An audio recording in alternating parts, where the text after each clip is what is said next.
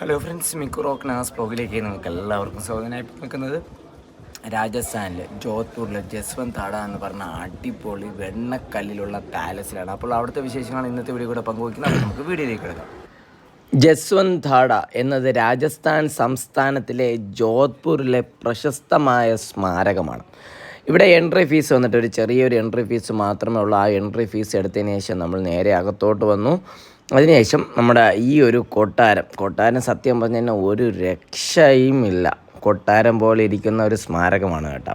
ഇതൊരു മാർബിളിലെ ശ്മശാന സ്മാരകം എന്ന പേരിലാണ് അറിയപ്പെടുന്നത്. 1899 നിർമ്മിച്ചത് രാജാവ് ജസ്വന്ത് സിംഗിൻ്റെ ഓർമ്മയ്ക്ക് വേണ്ടിയാണ് ഈ ഒരു സ്മാരകം, ഈ കൊട്ടാരം പോലെ ഇരിക്കുന്ന ഈ ഒരു സ്മാരകം നിർമ്മിച്ചത്. സവിശേഷതകൾ നോക്കിക്കഴിഞ്ഞാൽ ആർക്കിടെക്ചർ ആയിട്ട് ജസ്വന്ത് താഡ നിർമ്മിച്ചതിൽ പൂർണ്ണമായി വെളുത്ത മാർബിൾ ആണ് ഉപയോഗിച്ചിരിക്കുന്നത്. ഇത് സൂര്യപ്രകാശത്തിൽ മിനുക്കെളിയുന്ന രീതിയിൽ കാഴ്ചവെക്കുന്നു. സ്ഥാനം ഇതിനെ ജോധ്പൂരിൻ്റെ താജ്മഹൽ എന്നൊക്കെ വിശേഷിപ്പിക്കാറുണ്ട്. മെഹ്റാൻഗഡ് കോട്ടയ്ക്കടുത്തായിട്ടാണ് ഇത് സ്ഥിതി ചെയ്യുന്നത്.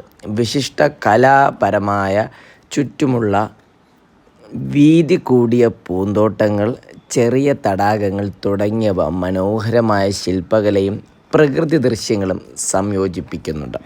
സമാധികൾ നോക്കിക്കഴിഞ്ഞാൽ ജസ്വന്ത് സിംഗ് രണ്ടാമനെയും മറ്റ് മാർവാർ രാജകുടുംബങ്ങളെയും സ്മരിക്കാനായി നിർമ്മിച്ച പ്രധാന ശ്മശാന സ്മാരകമാണ് ജസ്വന്ത് താഡ.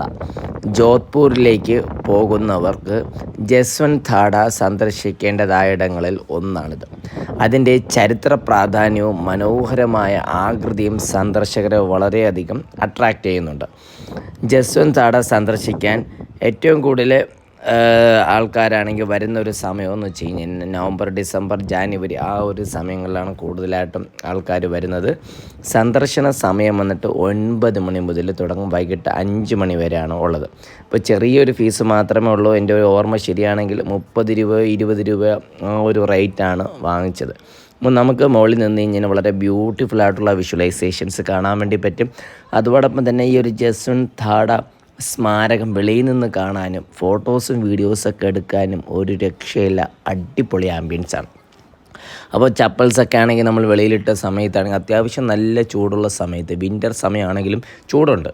അപ്പോൾ ചൂടുള്ള സമയത്ത് പക്ഷേ ഈ വെള്ളക്കല്ലിലുള്ള മാർബിൾസിൽ കൂടെ നടക്കാൻ നല്ല തണുപ്പുണ്ട് കേട്ടോ. അതുകൊണ്ട് അതൊരു പ്രത്യേക ഒരു ആംബിയൻസാണ്. അകത്ത് വന്ന സമയത്താണെങ്കിൽ ഇഷ്ടംപോലെ ആ ഒരു കുടുംബത്തിലെ ഇഷ്ടംപോലെ ആൾക്കാരുടെ ഫോട്ടോസാണെങ്കിൽ ഫ്രെയിം ചെയ്ത് വെച്ചിട്ടുണ്ട്. ആ ഡ്രോയിങ് ഫോട്ടോസ് ആയിരിക്കണം.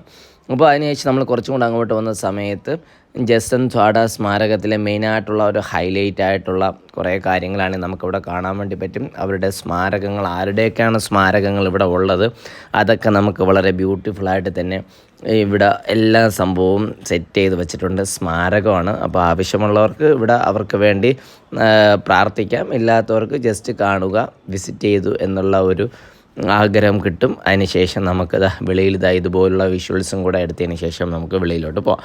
അപ്പോൾ ഗൈസ്, ഞാനും എൻ്റെ ഫ്രണ്ട്സുമായിട്ടാണെങ്കിൽ രാജസ്ഥാൻ ട്രിപ്പിൻ്റെ ഭാഗമായിട്ടുള്ള വളരെ ബ്യൂട്ടിഫുൾ ആയിട്ടുള്ള ജസ്വന്ത് താഡ ആണ് ഗൈസ് ഈ ഒരു വീഡിയോയിൽ കൂടെ നമ്മൾ പങ്കുവയ്ക്കുന്നത്.